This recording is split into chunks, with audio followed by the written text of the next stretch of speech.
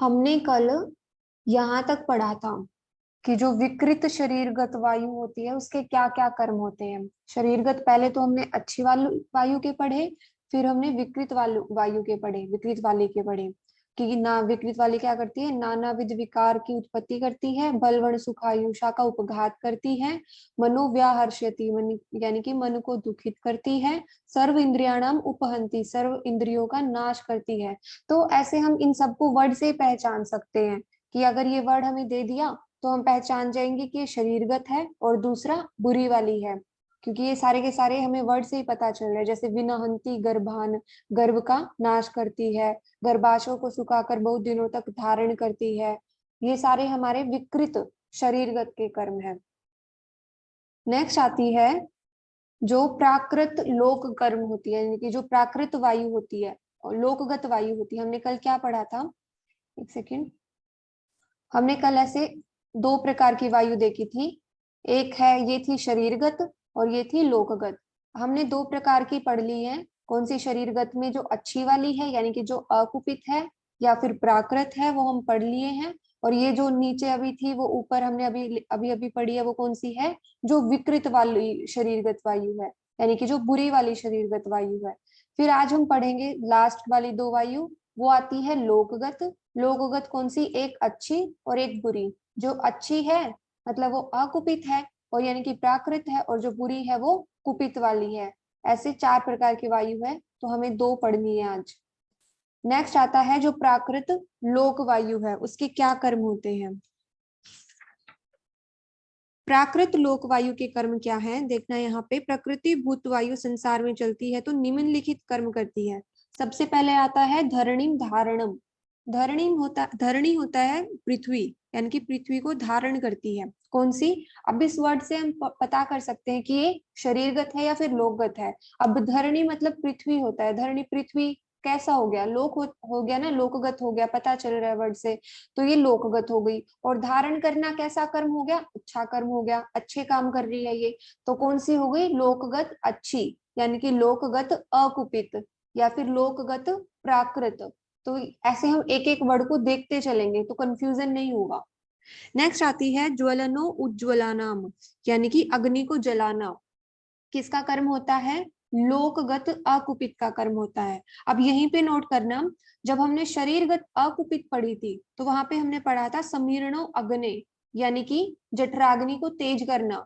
यहीं पे ऊपर खाली स्पेस में लिख लेना कि जो समीरणो अग्नि आया था वो हमारा शरीरगत में आया था और अकुपित में आया था। शरीरगत अच्छी वायु में आया था समीरणो अग्नि। और यही कंफ्यूजन होती है जो ज्वलनो उज्ज्वला नाम आती है, यानी कि अग्नि को जलाना। ये पहला तो हो गया, ये प्राकृत वो लोकगत हो गया, और दूसरा ये अच्छा काम है, तो मतलब ये हो गए अकुपित के कर्म, यानी कि अच्छी वाली लोकगत के कर्म में हो गया ये। नेक्स्ट आता है आदित्य चंद्र नक्षत्र ग्रह गणानाम संतान गति विधानाम, यानी कि सूर्य चंद्रमा नक्षत्र एवं ग्रहों को अपनी अपनी गतियों में उचित रूप से रखना। अब ये सूर्य चंद्रमा कहाँ हो गए, लोकगत हो गए। अब उनकी गतियों में रख रहा है तो कैसा कर्म हो गया, अच्छा कर्म हो गया। तो ये लोकगत अच्छा कर्म, यानी कि अकुपित। नेक्स्ट आता है सृष्टिश्च मेघा नाम, यानी कि बादलों को उत्पन्न करना। अपाम विसर्ग, यानी कि जल का बरसाना। प्रवर्तनम स्त्रोतसाम, और यहीं पे स्टार करना प्रवर्तनम स्त्रोतासाम। हम ये स्त्रोतस देख के जो शरीरगत स्त्रोतस है उसको सोचते हैं। अगर हम कॉमन सेंस लगाने बैठे और ये नोट ना करें कि ये स्त्रोतस वो वाले स्त्रोतस नहीं है, इनको स्टार ना करे, अच्छे से याद ना करे, तो कंफ्यूजन बहुत होती है यहाँ पे। तो प्रवर्तनम स्त्रोतसाम, ये वो वाले स्त्रोतस नहीं है, ये स्त्रोतस है नदी और तालों को उचित रूप से बहाना। प्रवर्तनम स्त्रोतासाम ये वो वाले स्त्रोतस है। तो उचित रूप से बहाना कर्म हो गया, प्रवर्तन करना कर्म हो गया, और एक ऐसा कर्म होता है अच्छा कर्म होता है। और कौन सा, लोकगत का कर्म होता है, लोकगत अच्छा, लोकगत अकुपित। इसको स्टार कर लेना। नेक्स्ट आता है पुष्प फलानाम च अभिनिवर्तनम, यानी कि फूल एवं फलों को यथा समय उत्पन्न करना। उद्भेदनम च उद्भिदानाम, यानी कि उद्भिद, यानी कि जो पृथ्वी को फोड़कर निकलने वाले वृक्ष आदि होते हैं को पृथ्वी से फोड़कर निकालना। नेक्स्ट आती है ऋतु नाम प्रविभाग, यानी कि ऋतुओं का विभाग करना। नेक्स्ट आता है विभागो धातु नाम, यहाँ पे फिर से स्टार करना, विभागो धातु नाम। ये धातु शरीरगत धातु नहीं है। अगर हम डायरेक्ट इसको देखेंगे तो हम सोचेंगे विभागो धातु नाम यानी कि शरीरगत धातु होगी, तो कंफ्यूजन हो जाएगी। शरीरगत धातु है तो मतलब ये शरीरगत वाला है, लोकगत वाला नहीं है, हम लोकगत की तरफ सोचेंगे भी नहीं। लेकिन ये वो वाली धातुएं नहीं है, ये धातु है मेटल वाली धातु। तो विभागो धातु नाम मतलब सोने चांदी आदि को विभक्त करना।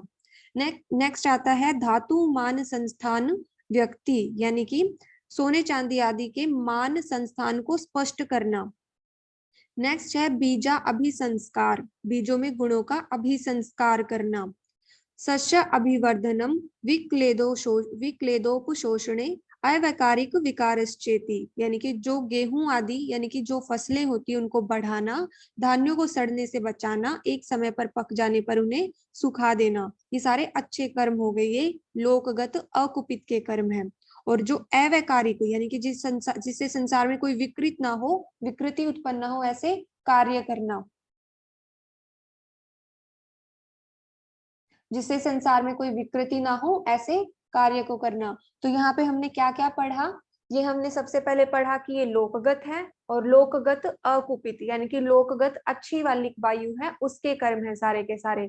सबसे पहले पढ़ा धरणी धारणम यानी कि पृथ्वी को धारण करना। ज्वलनो उज्ज्वला नाम, इसका थोड़ा सा कंफ्यूजन उससे हो सकता है समीरणो अग्ने, तो इसी को अपने ऊपर लिख लेना जहां पे भी कंफ्यूजन हो कि समीरणो अग्ने यानी कि जठर अग्नि को तेज करना, वो शरीरगत है। लेकिन ये जो ज्वलन है ये वो वाली अग्नि नहीं है। ज्वलन और उज्ज्वलन है किसकी? लोकगत अच्छी वायु के कर्म है। और ये सूर्य चंद्रमा आदि ग्रहों को अपनी अपनी गतियों में उचित रूप से रखना। सृष्टिश्च मेघा नाम, बादलों को उत्पन्न करना। अपाम विसर्ग, बारिश का आना, जल का बरसाना। प्रवर्तनम स्त्रोतासाम, यहाँ पे स्टार करना कि उसको नदी और तालों को उचित रूप से बहाना। ये वो शरीर वाले स्त्रोतस नहीं है, ये दूसरे वाले स्त्रोतस है। पुष्प फलानाम च अभिवर्धनम, फूल एवं फलों को यथासमय उत्पन्न करना। उद्भेदनम च उद्भिदानाम, यानी कि जो पृथ्वी को फोड़कर निकलने वाले वृक्ष आदि है उनको वहां से निकालना। ऋतुओं का विभाग करना। विभागो धातु नाम, ये कौन सी वाली धातु है? ये मेटल वाली धातु है। विभागो धातु नाम, धातुओं का विभाग करना, विभक्त करना। धातु मान संस्थान व्यक्ति, यानी कि उसके धातुओं के मान संस्थान को स्पष्ट करना। बीज अभिसंस्कार, यानी कि बीजों में गुणों का अभिसंस्कार करना। और जो गेहूं आदि जो फसलें होती है उनको बढ़ाना और उनको टाइम से बचाना, सड़ने से बचाना, और समय पक जाने पर उन्हें सुखा देना ताकि उनकी कटाई हो सके। और अवैकारिक, जिनसे कोई विकृति उत्पन्न ना हो, वो सारे कार्य करना। ये किसके होते हैं? लोकगत अच्छी वायु के कर्म होते हैं। समझ आ गया होगा सबको? यहाँ पे ऐसे ही जो कंफ्यूजन जहाँ पे होती है उसको भी पूछा जा सकता है, या फिर आसान क्वेश्चन पूछेगा तो इनमें से कोई भी पूछ लेंगे। जैसे ऋतु नाम प्रविभाग, ये किसका है? शरीरगत का है, लोकगत का है? शरीरगत अच्छी का है यानी कि अकुपित का है, या फिर कुपित का? वैसे ही दो ऑप्शन उसके दे देंगे, तो ऐसे चार ऑप्शन दे देंगे। तो ऋतुएं कहाँ होती है? लोकगत हो गई। प्रविभाग, उनका विभक्त करना, तो अच्छा काम हो गया, तो कौन सी हो गई? अकुपित। ऐसे ही कोई पूछ लिया जाएगा। और यहाँ पे दो, प्रवर्तनम स्त्रोतासाम और विभागो धातु नाम और ज्वलनो उज्ज्वला नाम, इनको हमें ध्यान रखना है। नेक्स्ट आते हैं जो विकृत यानी कि जो बुरी यानी कि जो प्रकोपित लोक वायु होती है उसके क्या कर्म होते हैं। इसमें सबसे पहले आता है शिखरी शिखरा नाम अवमथनम, यानी कि पर्वत की चोटियों को तोड़ फोड़ करना। अब यहाँ पे हो गया बुरे कर्म शुरू हो गए सारे के सारे, यानी कि जो जब वो विकृत हो जाती है वायु लोक में तब कैसे कर्म करती है। शिखरी शिखरा नाम शिखराव अवमथनम, यानी कि पर्वत की चोटियों को तोड़ फोड़ करना। उन्मंथनम मनो अकहा नाम, ये अनोकह होता है। उन्मंथनम अनोकहा नाम, अनोका होता है वृक्ष, यानी कि वृक्षों को उखाड़ फेंकना। अब उखाड़ फेंक रहे हैं तो पहली बात, वृक्ष कैसा हो गया? लोकगत हो गया। उखाड़ फेंक रहे हैं तो कैसा कर्म हो गया? बुरा कर्म हो गया। तो अनोखा को उखाड़ फेंकना यानी कि वृक्षों को उखाड़ फेंकना, ये किसका हो गया? लोकगत बुरी यानी कि लोकगत प्रकुपित का कर्म। उत्पीड़नम सागराणाम, समुद्रों का उत्पीड़न करना। उद्वर्तनम सरसा नाम, सरस यानी कि नदी तालाब आदि, तालाब नालों के जल को उल्टा बहाना। यहाँ पे देखना थोड़ी सी सीक्वेंस गलत दे रखी है, मुझे पता नहीं, मेरी बुक में भी गलत है, तुम्हारी बुक में गलत है कि ये नहीं पता। जैसे कि ये शिखरी शिखर अवमथनम, ये फर्स्ट नंबर पे नहीं दिया हुआ, ये नीचे दिया हुआ है, पर्वत की चोटियों का तोड़ फोड़ करना। तो अपनी यहाँ पे सीक्वेंस ठीक कर लेना, और हिंदी पढ़ोगे तब तो अपने आप क्लियर हो ही जाएगा। ये जो शिखरी शिखर अवमथनम है यानी कि पर्वतों की चोटियों का तोड़ फोड़ करना, ये यहाँ पे दिया हुआ है। फिर सेकंड नंबर वाला उन्मंथनम अनोकहा नाम, ये फिर इससे आगे दिया हुआ है, अनोका यानी कि वृक्षों को उखाड़ फेंकना। फिर तीसरा आता है उत्पीड़नम सागराणाम, ये यहाँ पे दिया हुआ है, सागरों को उत्पीड़ित करना। फिर आता है उद्वर्तनम सरसानाम, ये फिर इसी से आगे सीक्वेंस हो जाती है, तालाब नालों के जल को उल्टा बहाना, नदी के जल को उल्टे बहाना, भूमिकंप यानी कि करना, भूमिकंप करना, मेघों का अधिक गर्जना। इन्हें देखते ही हमें समझ आ जाएगा, पहली बात ये लोकगत है और फिर ये अच्छे काम नहीं है। पर्वत की चोटियों को तोड़फोड़ करना, अनोखा यानी कि वृक्षों को उखाड़ फेंकना, निहार निरहाद पांशु सिकता मछली मेंढक सांप क्षार रक्त अश्म अशनी का गिरना, छहों ऋतुओं को विकृत करना। वहां पे क्या कर रही थी, जो लोकगत अच्छी वायु थी, छहों ऋतुओं को विभक्त कर रही थी, ये क्या कर रही है, विकृत कर रही है।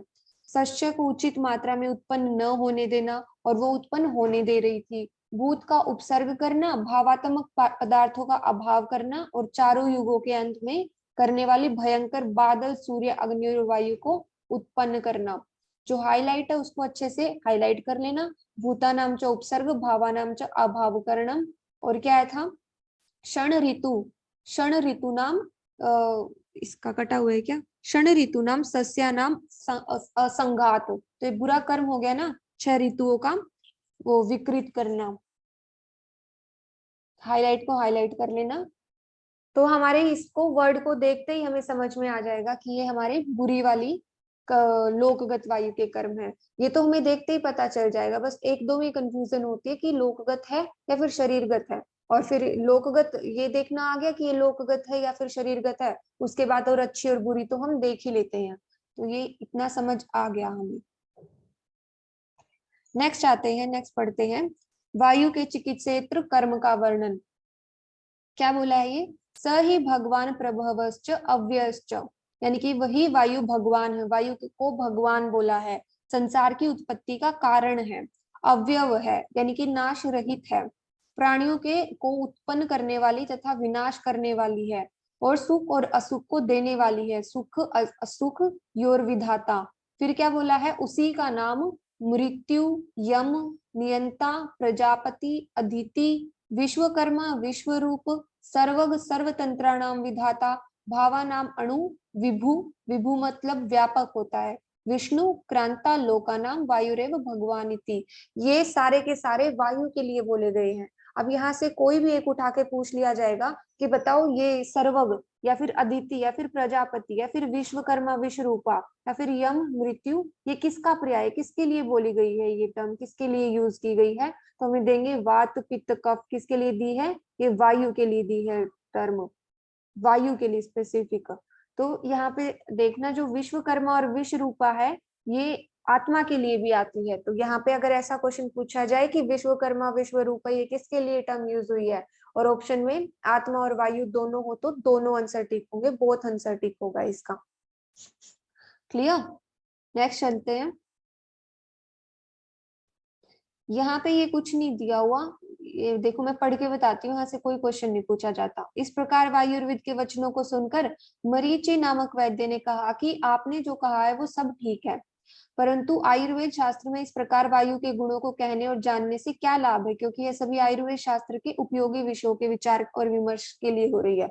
उन्होंने कहा कि मरीचि ने अपनी समझदारी दिखाई कि वायुर्वेद, आपने ये जो सारी की सारी बातें कही है वायु की शरीरगत और लोकगत के लिए, ये सब ठीक है, लेकिन आयुर्वेद में इसका क्या प्रयोजन है, क्योंकि हम यहाँ पे जो संभाषा अपना टाइम निकाल के संभाषा करने आए हैं, वो हम चिकित्सा के लिए आयुर्वेद के लिए करने आए हैं, उसके लिए विमर्श करने आए हैं। तो ऐसा उन्होंने मरीचि ने क्वेश्चन किया। और यहाँ पे 4 प्रकार का ये कर्म जो किसने बताया है, वायुर्वेद ने बताया है। तो उसने मरीचि ने बताया, मरीचि के उपयुक्त प्रश्न पर वायुर्वेद का आंसर आया कि इस प्रश्न का उत्तर वायुर्वेद राज ऋषि ने यह कहा कि वैद्य चिकित्सा करते समय उत्पन्न बलवान अत्यंत परुष अत्यंत शीघ्रकारी अत्ययिक वायु है, यह बात नहीं समझेगा तो चिकित्सा करने में अधिक प्रयत्नशील वैद्य कहीं रोगी का नाश न हो जाए इस भय से सर्वप्रथम सहसा प्रकुपित वायु से रक्षा करनी चाहिए, ऐसा उपदेश कौन करेगा? मतलब वायु की सबसे पहले चिकित्सा करनी चाहिए, ऐसा उपदेश कौन करेगा? तथा वायु की ठीक ठीक स्तुति भी आरोग्य के लिए तथा बल एवं वर्ण की वृद्धि के लिए, तेज की वृद्धि के लिए, शरीर के उपचय ज्ञान की वृद्धि के लिए, परम आयु की वृद्धि के लिए होती है। अब ये सारी की सारी बातें उन्होंने क्वेश्चन पूछा कि क्यों हमने यहाँ पे किया, इसका क्या उपयोग इन्होंने किया कि बहुत उपयोग है यहाँ चिकित्सा में उसका। यहाँ से क्वेश्चन कुछ ऐसा खास फ्रेम होता नहीं है। नेक्स्ट आता है पित्त संबंधी क्वेश्चन। प्राकृत तथा विकृत पित्त के कर्म आते हैं और ये किसने आंसर किया है इसका? मरीचि ने इसका आंसर किया है। वात के 4 प्रकार के आंसर किसने किए थे? वायुर्वेद ने किए थे। और यहाँ पे पित्त आता है, पित्त के किसने आंसर कर रहे हैं? अभी किसने किए हैं? मरीचि ने किए हैं। तो मरीचि ने कहा कि शरीर में पित्त के अंतर्गत रहने वाली अग्नि ही कुपित और अकुपित होकर शरीर में शुभ और अशुभ कार्यों को करने वाली होती है। अग्निरेव शरीरे पित्तांतर्गतः कुपिता अकुपित शुभ अशुभ करोति, यानी कि वही जो कुपित अकुपित अग्नि होती है शरीर के अंदर, वही शुभ और अशुभ कर्म करने वाली होती है। तो अगर वो शुभ या फिर अशुभ कर्म करती है तो कैसी कैसी होती है? पक्तिम अपक्ति, यानी कि पचाना न पचाना। शुभ होगी तो पचाएगी, अशुभ होगी तो नहीं पचाएगी अन्न का। नेक्स्ट आता है दर्शनम अदर्शनम, यानी कि नेत्रों से देखना न देखना। मात्रा अमात्रात्वम ऊष्मण, शरीर में तापक्रम का ठीक रहना या फिर न रहना। प्रकृति विकृति वर्णों, शरीर में स्वाभाविक गौर कृष्णादि वर्णों का रहना और वैकृत वर्णों का रहना। शौर्य भय क्रोध हर्ष मोह, या मोह को गोला कर लेना, अभी बताती हूँ मैं क्यों। प्रसादम इत्यमेव आदिनी च आपराणी द्वांदिन इति, ये क्या बोला है कि इन सारी वर्णों का होना, शौर्य भय क्रोध हर्ष मोह प्रसाद आदि द्वंद्व जैसे सुख दुख इच्छा द्वेष आदि का होना और न होना, ये सब कार्य किसके अंतर्गत आते हैं? पित्त के अंतर्गत रहने वाली अग्नि ही संपादित करती है। तो हमें यहाँ पे इसके कर्म देखने हैं। मरीचि ने क्या कर्म बताए? जब वो शुभ कर्म या फिर कुपित होकर या फिर अकुपित होकर शुभ या फिर अशुभ कर्म करती है तो पक्ति अपक्ति, पचाना ना पचाना, दर्शनम अदर्शनम, इस प्रकार से द्वंद्व आते हैं कि नेत्रों से देखना न देखना। मात्रात्वम अमात्रात्वम ऊष्मण, यानी कि शरीर का तापक्रम ठीक रखना या फिर न रखना। प्रकृति विकृति वर्णों, यानी कि उसका स्वाभाविक गौर वर्ण आदि वर्णों का रहना और वैकृत वर्णों का रहना। शौर्य भय क्रोध हर्ष मोह प्रसाद आदि द्वंद्व जैसे सुख दुख इच्छा द्वेष आदि का होना और न होना, ये कौन करता है? पित्त के अंतर्गत रहने वाली अग्नि ही संपादित करती है। अब यहाँ पे हर्ष को भी गोला कर लेना, हर्ष और मोह दोनों को गोला कर लेना, क्योंकि हर्ष यहाँ पे पित्त में आया है और हम हर्ष उत्साह योनि ऐसी टर्म पढ़ते हैं। वो शरीरगत अकुपित वायु, शरीरगत अच्छी वाली वायु पढ़ते हैं ना, वहीं पे पढ़ते हैं। तो यही खाली स्पेस में ऊपर कर लेना कि हर्ष उत्साह योनि किस में आता है? वो वात में आता है, अच्छी वाली शरीरगत वात में। और ये हर्ष आया अकेला, ये पित्त में आया है। और ये मोह इसमें कफ में भी आएगा आगे, तो मोह कफ में भी है और प्राकृत पित्त के उसमें कर्म में भी आता है। नेक्स्ट आता है कफ के।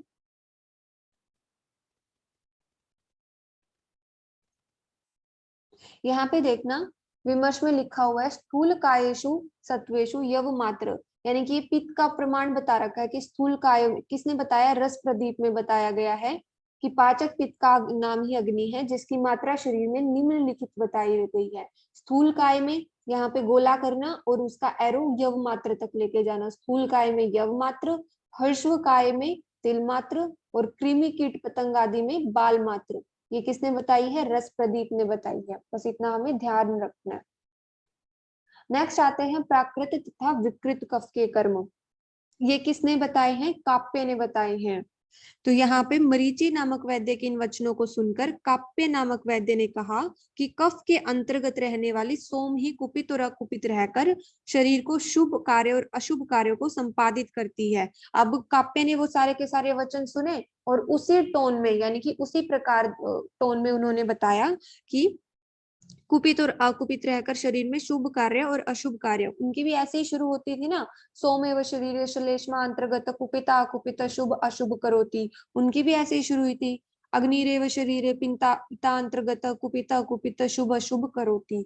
तो उन्होंने भी वैसे ही शुरुआत की कि तद्य था क्या क्या करता है, दार्ढर्यम शैथिल्यम उपचयम कार्श्यम उत्साहम आलस्यम वृष्टाम क्लीबता ज्ञानम अज्ञानम बुद्धि मोहमेव आदिनी। अब यहाँ पे मोह को गोला करना, मोह कहाँ पे आया था, प्राकृत पित्त के कर्म में भी आया था और ये यहाँ पे भी आता है प्राकृत व्याकृत कर्म में कि क्या क्या है इसमें, शरीर में दृढ़ता, दार्ढर्य यानी कि दृढ़ता, शैथिल्यम उपचय यानी कि शिथिलता, और उपचय यानी कि मोटापन, और कार्शम यानी कि दुबलापन, उत्साह और आलस्य, वृषता और नपुंसकता, विषयों का ज्ञान और अज्ञान, बुद्धि मोह आदि और अन्य द्वंद्व शक्ति अशक्ति आदि को उत्पन्न करता है। कौन, प्राकृत या फिर वैकृत कफ के कर्म है ये। अब यहाँ पे देखना उत्साह किस में आया है, उत्साह को गोला करना, यहाँ पे ये उत्साह है ना,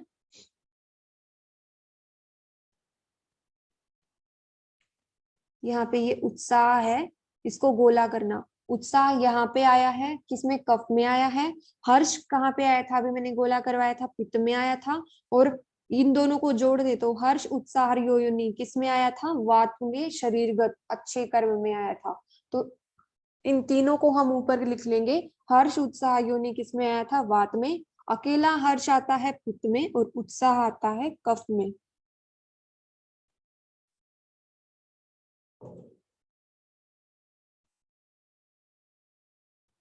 ये हमने पढ़े, ये हमने पित्त के कर्म पढ़े। ये सारे के सारे पित्त के कर्म है कि पक्ति मपक्ति दर्शनम अदर्शनम मात्रात्व अमात्रा ऊष्मण प्रकृति विकृति शौर्य भय क्रोध हर्ष मोह प्रसादम इत्यमेव आदिनी।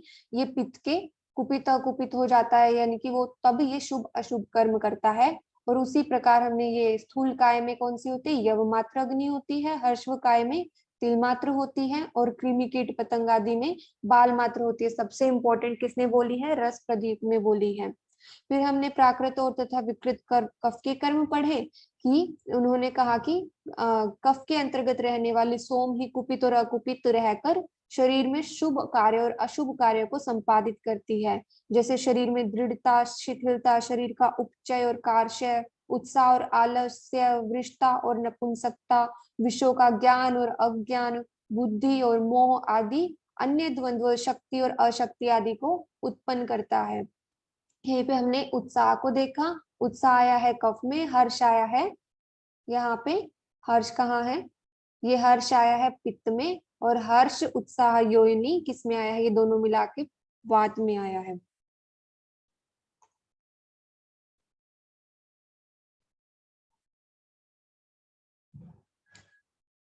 फिर आता है ये भगवान पुनर्वसु आत्रेय का त्रिदोष के विषय में मत। अब आत्रेय ने क्या कहा त्रिदोष के बारे में, कि भगवान पुनर्वसु आत्रेय ने इस प्रकार काव्य के वचनों को सुनकर कहा कि आप सभी जन ठीक ठीक कह रहे हैं, परंतु एकांत वचन को छोड़कर, यानी कि एक पक्षीय सिद्धांत वचन को छोड़कर, क्योंकि वात पित्त कफ ये तीनों शरीर के में प्रकृति भूत यानी कि समान मात्रा में रहकर अव्यापन इंद्रिय, यानी कि जिनकी इंद्रियों में कोई भी विकार उत्पन्न नहीं हुआ है, ऐसे पुरुष को बल वर्ण और सुख तथा बहुत बड़ी आयु से युक्त करते हैं। जैसे ठीक ठीक रूप में सेवन किए हुए धर्म अर्थ काम पुरुष को इस लोक और मृत्यु के पश्चात स्वर्ग बड़े बड़े कल्याण से युक्त करते हैं, और यदि वात पित्त कफ विकृत हो जाए तो पुरुष को बड़े बड़े विप्रिय से युक्त करते हैं। और अब अल्प वायु और मृत्यु को देने वाले होते हैं, जैसे प्रलय काल में विकृत हुई ग्रीष्म वर्षा हेमंत ये तीनों ऋतुएं संसार को अशुभ भाव से युक्त कर नष्ट कर डालती है। अब यहाँ पे उन्होंने कुछ नहीं बोला है, उन्होंने कुछ नहीं इंपॉर्टेंट है यहाँ पे क्या है, परंतु एकांत वचन को छोड़कर, यानी कि एक पक्ष है, हमें एक पक्ष है, किसी की एक की बात नहीं सुननी चाहिए, सबकी बात सुननी चाहिए, बस इतना बोला है। और यहाँ पे कुछ नहीं बोला उन्होंने। नेक्स्ट आप विमर्श में श्लोक देखना, ये इंपॉर्टेंट रेफरेंस है, चरक सूत्र 25 में पढ़ेंगे हम।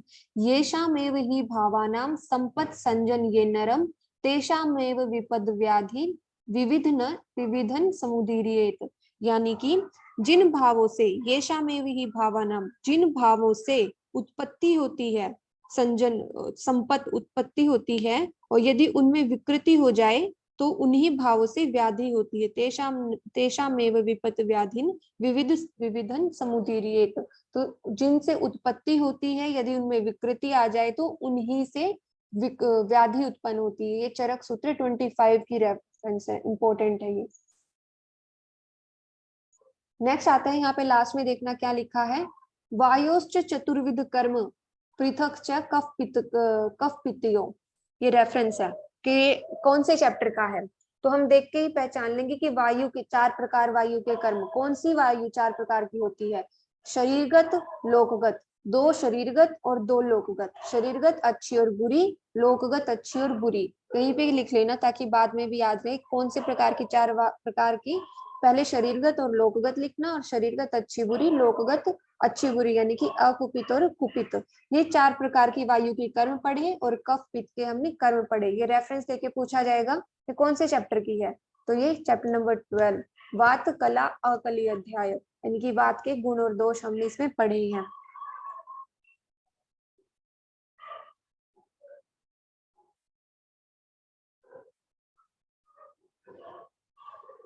आज हमने कहाँ से पढ़ा था, एक बार उसको मैं रिपीट कर देती हूँ।